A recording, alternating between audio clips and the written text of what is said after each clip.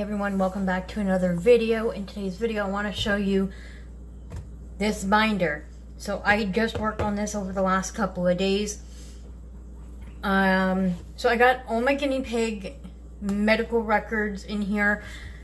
This chart right here is available on Guinea Links. It's to help keep track of your guinea pig's weight, and there's room for so many sections.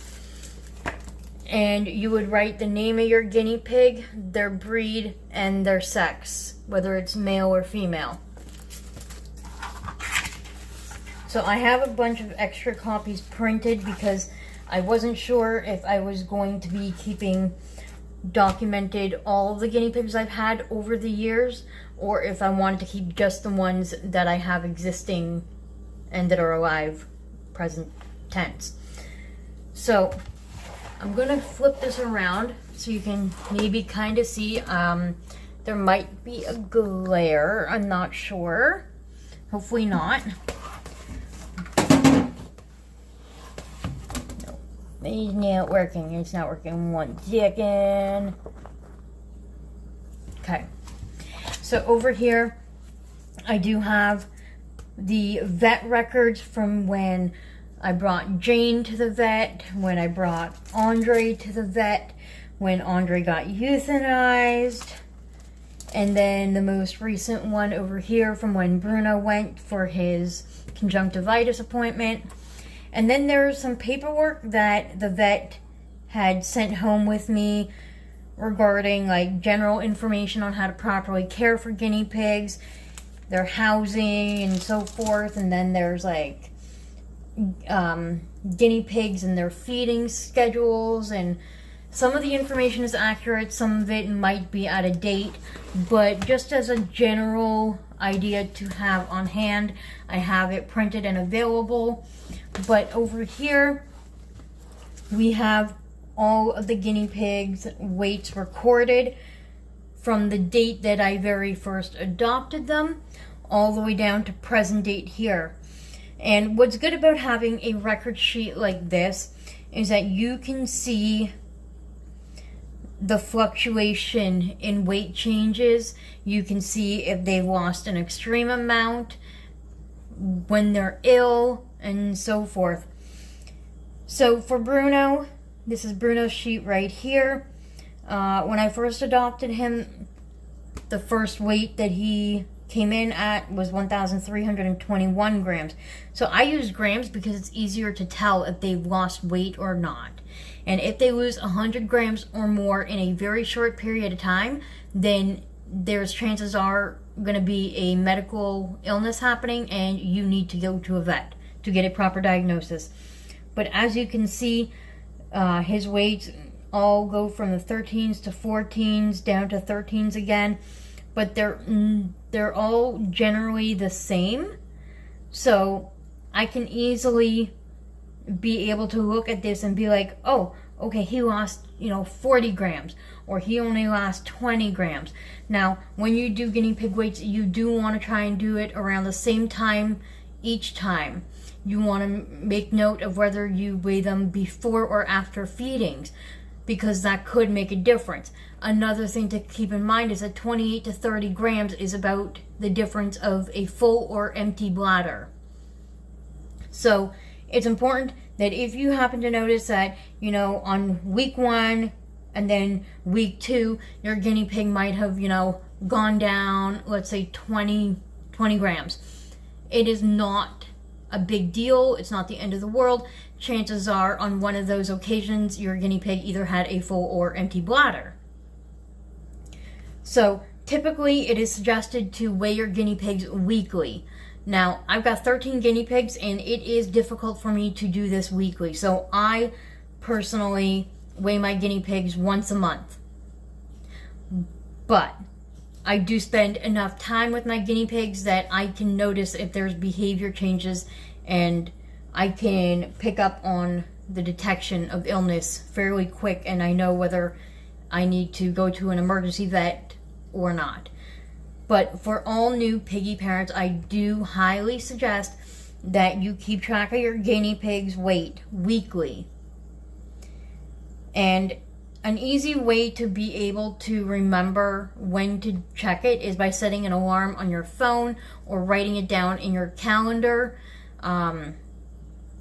This way, you'll get a notification of, oh, okay, let's say you set a reminder on your calendar on the phone or the tablet or computer or whatever it might be, or just even a manual hand calendar. If it's on an electronic device, you can set it so that it reminds you either an hour before, a couple of hours before, a day before. So this way you will not forget when you're due to check your guinea pig's weight. So I have Bruno's. No, sorry. Try to make sure you can kind of see, sort of to get an idea. So I got Bruno's and Mateo's organized on one paper. Now, you might see that Mateo's only got a small amount of recordings down in comparison to Bruno, and that's because I've had Bruno longer than Mateo. And then we got the girls over here. So we started with Tokyo, Lucy, Savannah, Tilly, Ramona, Casper, Mocha, Ginger, Lavender, and then we have Autumn and Winter. Now, sometimes if you have multiple guinea pigs, you might want to organize it so that you have it in order from who you adopted first. But I personally have it organized based on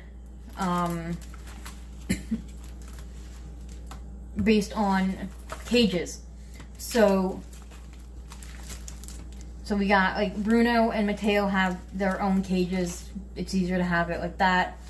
And then, so everybody that's in my large herd are basically all categorized together. And then the last 2 pages here are for my trio. So I wanted to show you how easy it is to be able to stay organized, and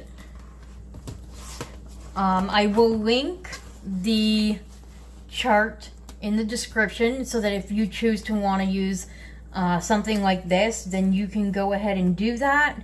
It is completely free on Guinea Links. I tried to create my own spreadsheet, but every time I got about halfway done, I'd push a button and it just erased everything. I got frustrated, and then I just ended up, I just decided to Google a free chart and came across that one, and I thought it was perfect. I like to try and keep all my guinea pig paperwork together so that it is neatly organized. It's in a binder labeled Guinea Pig Medical Records. Now,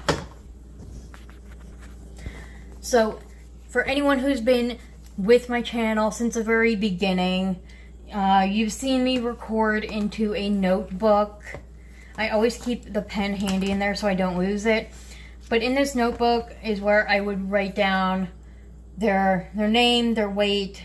Sometimes I used to convert it into pounds, and then I'd write down their approximate age. I don't do half that work anymore. Nowadays, I just write their name and their weight. I did start writing down whether I've done nail trims, or if I gave them ivermectin, or if they've had a bath. But we are now getting to the point where a lot of the stuff that I do with the guinea pigs are part of regular grooming. So, for example, back in August this year, I had a category for bath, nails, and then their weights. And I would just check it off whether I've done their nails and their baths, so that if I don't do them all in one day, I can keep track of who is left to work on. So for me, that system works, but in the binder, I don't want to have it overcrowded with basic grooming information. Whenever you pick up your guinea pig for any reason, whether you're cuddling with them, whether you're doing an at-home health check, bringing them to a vet, whatever it might be, always take a look at their body. If you notice that they are dirty or smelly, it's time for a bath. If their nails are long, it's time to trim their nails. So information like that shouldn't be necessary to keep in like a medical record binder per se, but I am still going to be using this notebook to keep track of their weight and to see if, if I've done nails, given them ivermectin or given them a bath, whatever it might be. This is going to be my rough draft. And also, if I do happen to need to look back at previous piggies that are now deceased, I can at least find the records in this notebook. But I like this organization method where I can just keep track of all their weights all on one page. So then I can look at it and be like, okay, I adopted Savannah,